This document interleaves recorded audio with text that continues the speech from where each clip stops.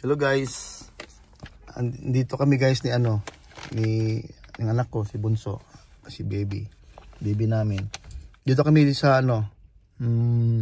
prayer rally ni former President Rodrigo Roa Duterte. So, first time kong ginagawa to guys, hindi ko yung mag-attend ng rally. Rally na kasi to eh. Pero lang to, prayer rally. So, kumain muna ako dahil wala akong dalang pagkain. Ano daw to, potluck. Tapos wala, hindi ako handa. So ngayon lang nagsidatingan yung mga tao. Ayun, maraming na dumating. Buti na lang nakapark ako rito. Daming tao, oh. Marami dyan, oh. Ito lang.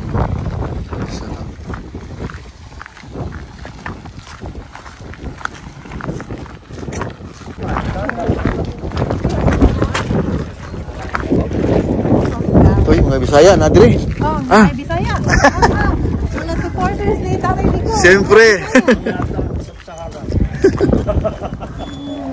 Ayan na, oh. Okay, sana. Parang maraming tao ta. Balibi. Oh my God. Isang taus-pusong pasalamat po sa inyong lahat. Nasaan po kayo? Nicolas? Steinbach? Portage na Prairie? Dapo? May mga turista galing Pilipinas? Maraming mag-linkler daw. Maraming salamat po sa inyong pagsuporta at sa inyong sakripisyong bumiyahe upang makasama kami rito sa Winnipeg. Oh, we welcome non-Filipinos as well. Non-Canadians. Ang inyong presensya ay isang patunay ng ating matibay ang pagkakaisa. Habang tayo ay nanonood at Duterte! Maraming salamat po. Thank you very much, Elaine, for that very wonderful at napakalaman. So, kaya nyo ba ba? We have covered lots and lots and lots and lots and lots. Okay? So, when we call in Leo Rosaldo, Genesis Sumbalan, Jess Isaba, Joy Lee, Gilia Mucho. This story has recorded how your divine power and your own mysterious ways unfold and defeated evil, helping our motherland and the Filipino fight and prosper back. You are a God of peace, love, and justice. You do the fight for your children if time has it needed. Freedom is a gift humanity should enjoy and keep, so at this chaotic time we feel wishes to. We raise you unto Lord of PRD and VP Sara. You need your divine guidance and intelligence. The enemy is strong, but nothing stronger or powerful than you, O Lord. Cover VP Sara and PRD with your precious blood, so no harm and evil will shut them down. The Filipino nation desperately needs them. True-hearted leaders really breed the world has ever seen. We believe you are in your position. They were in their position, not by accident, but by your will. For them, to gain more toughness as the battle ahead is no ordinary battlefield. All to healing and restoring order to the Christian nation reign by the appetite of power and greed. Sinasama din namin sa panalangin ang best friend ni Atty. Salvador Medaldia. Nakita po namin ang pagiging tapat na kaibigan sa hirap at ginawa. Ni PRD at Atty. Medaldia. Para sa amin siya ay isang bayani, bigyan mo po siya ng kalakasan at ng katawan, kaligtasan sa mga karamdaman. Habaan mo po ang buhay ng dalawang magkakaibigan. Kasama din sa panalangin namin mga support ng PRD, VP Sara, mga vloggers, mga politiko at private sector. Bigyan mo po sila ng kaligtasan. You are an omniscient, omnipotent, and omnipresent God. Everything you all know, anything you can do, I'm present everywhere. Let your light shine upon our gathering of people, the Filipino governor, one common prayer, bring our beloved PRRD back. Please pray.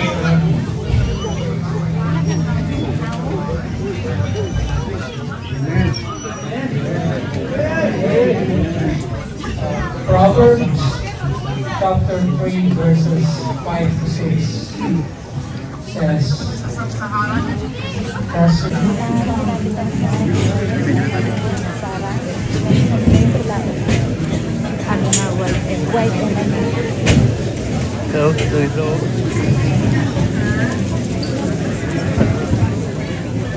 Lord, we come before you with a humble heart, lifting up our beloved friends.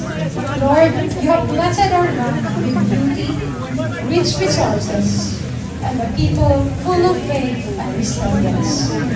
We ask for your divine guidance and mercy upon our nation.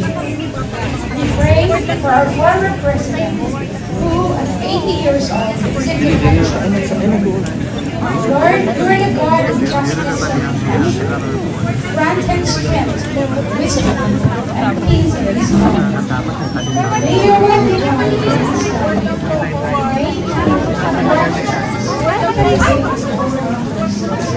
Good there. This is Maya projector presentation. So, yung mga matatangkad, yung mga gifted ng kagandahan, pero hindi binigyan ng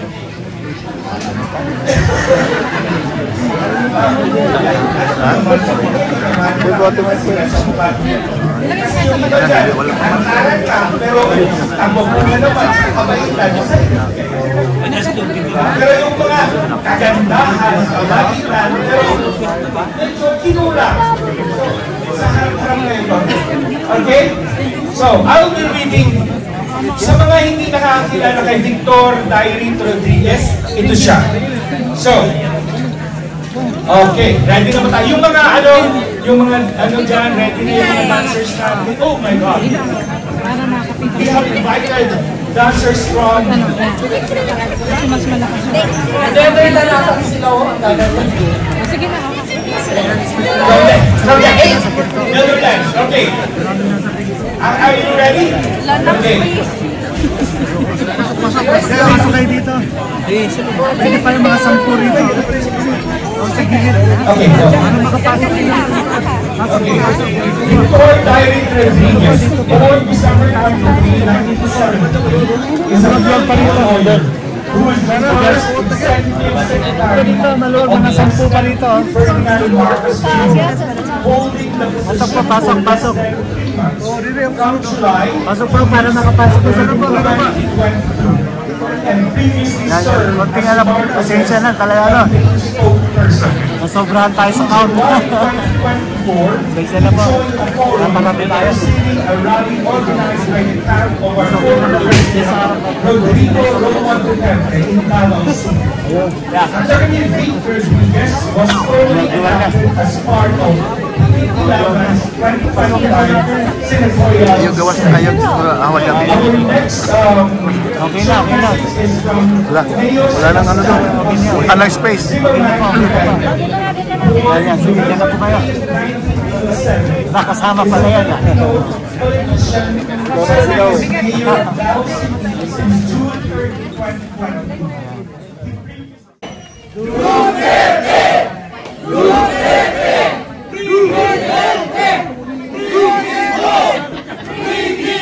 Ganito na lang natin kasi si Bawal. Okay.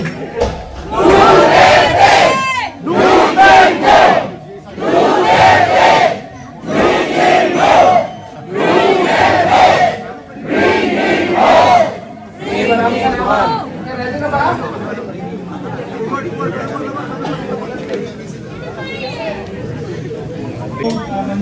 Manitoba, Canada. I-compose yan siya. But definitely alam niyo yung sinasabi niya, yung parties na isang anak na hindi na tinanggalan namin yung tatay. Okay? So, and attorney Vic also.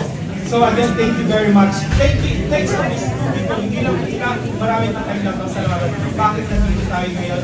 we're not here as Catholic, we're not here as other religions, we're here as a Filipino. We're not here nor as Tabaweños or people from other places. We're here as a Filipino. So we're here to fight and we're here to bring home Duterte! Okay, so thank you very much for whoever you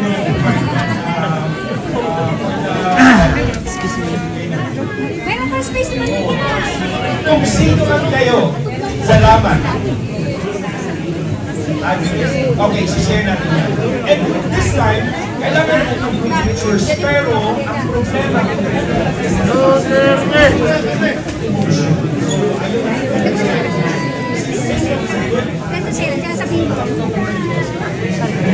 ang good spot siya kasi siya. Basta yung sabi ko nga yung kagandahan na isa lang.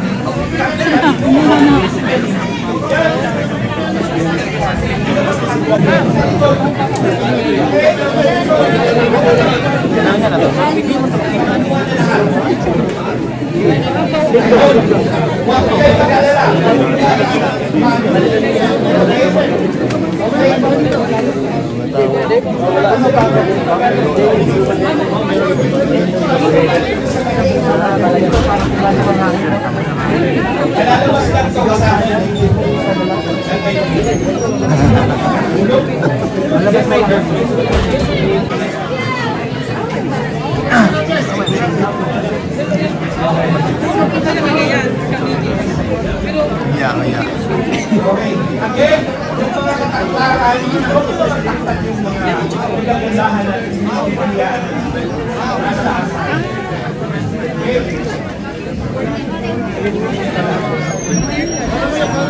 Wow.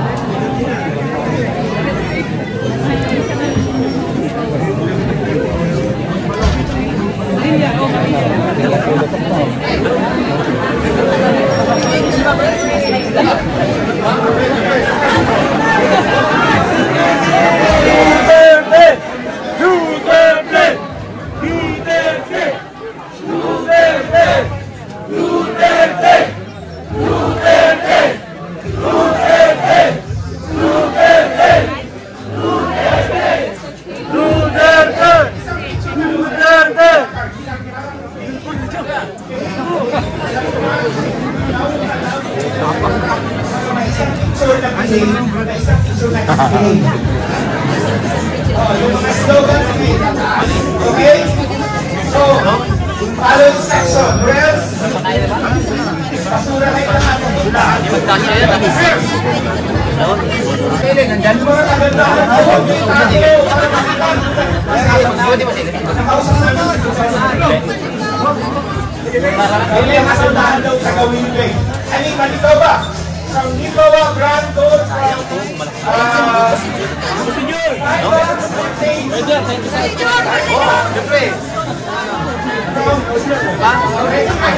Pangalawa pa tayo.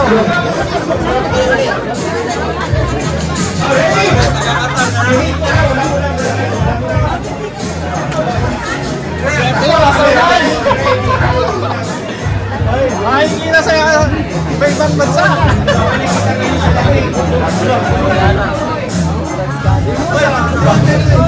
Sarado ba eh? Sarado. Wala mo ng kamay. Wala kamay.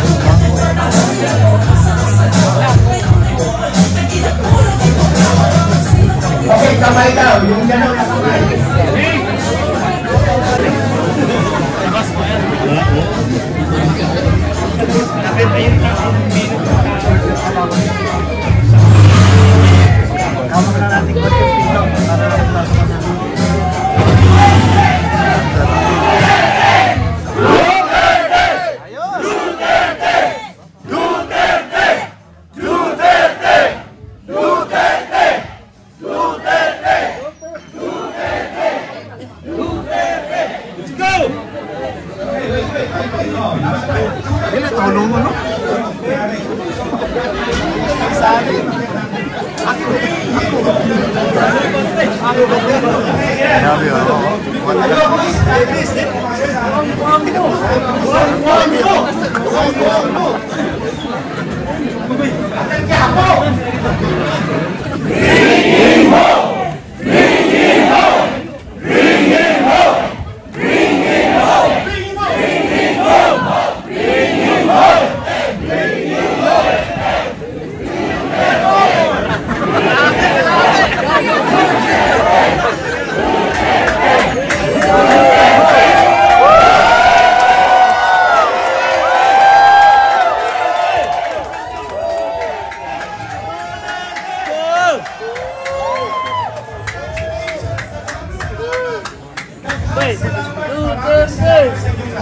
Pero hindi pa tayo tapos dyan, partner! Marami pang pasabog! Okay. Pero I want to make sure na lahat dito ay supportado ng ating mahal na si Duterte. Make sure na ang iba dito hindi spy at hindi...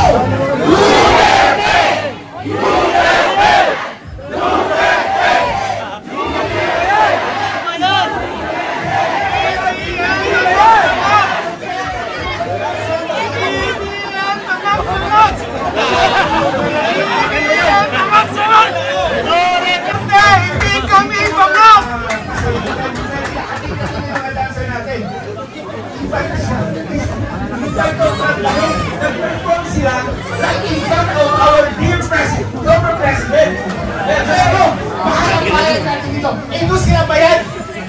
Bayan, ito itong bayan! Galing sa The Hague. Okay? Are you already back in? Pero after the presentation, stick around kasi we will be singing. We will sing songs for Mayor Duterte. Okay? Are you alright?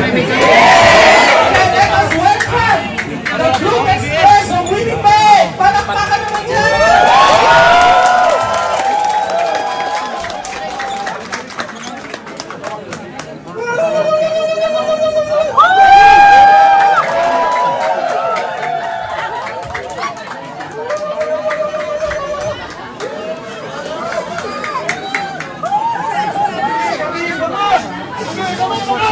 Hindi kami bangag! Hindi kami bangag! Hindi kami bangag! Hindi kami bangag! Hindi kami bangag! Hindi kami bangag! Hindi kami bangag! Duterte!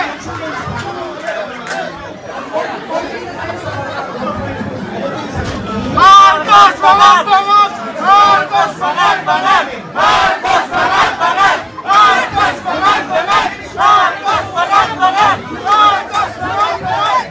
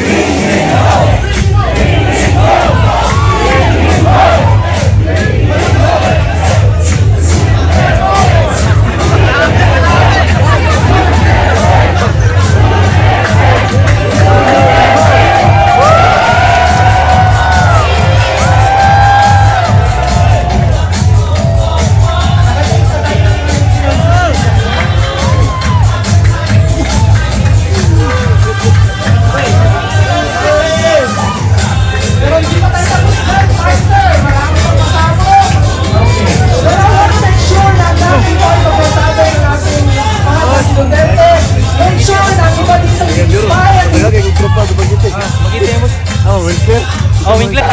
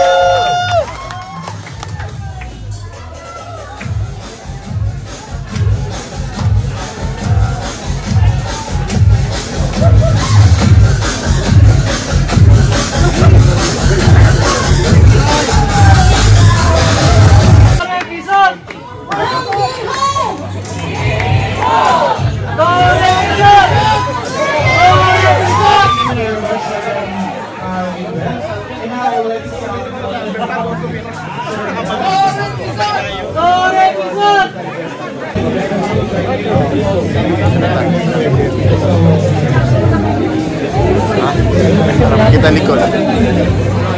Para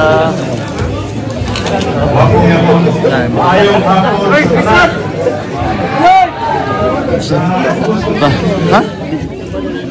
Kita.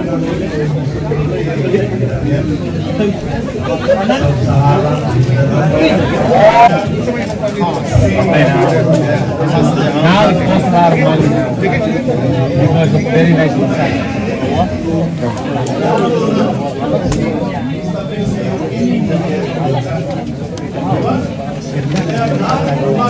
Yung third floor.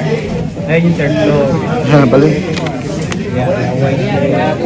Harvest mo na?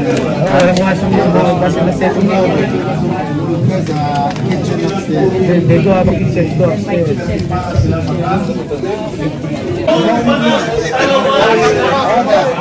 Mga gawa hindi tama. Putang ina mo, bantay ka sa Bisaya pa. Very vocal ang among Diyo. Anyway, may hapon sila dito ka na. Dinoto.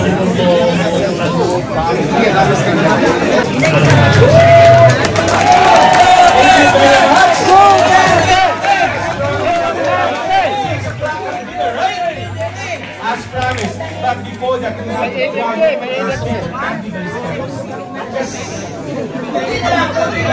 Kaya ba? I-exam ko na lang po ito. Pero malaman. Malaman kung malaman. Papakilala po mula ko ng kaunti.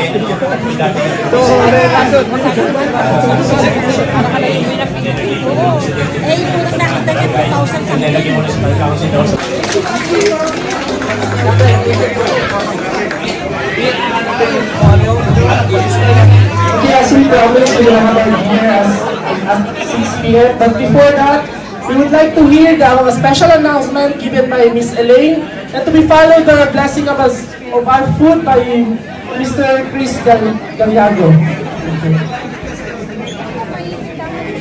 So we're nearing to the end of our program. We will share food sense pag nag-iinit sa atin. Pagutong na rin po kayo. So again, magandang hapon sa inyong lahat. At isang taus-pusong pasasalamat sa inyong pagdalo at pakikisa sa aking pagtitipon ngayong araw. Today, we have shown not just our support and love for Tatay Dico, but also our unity as Filipinos. No matter where we are in the world, ang ating mga panalangin, ang awitin, ang pagbabahagi ay patunay na isang pagmamalasakit para sa ating bayan at sa ating leader na nanatiling matibay. I would like to also express our sincerest thank you to all who take part of this program, to all who brought food and gave financial donation to cover our venue.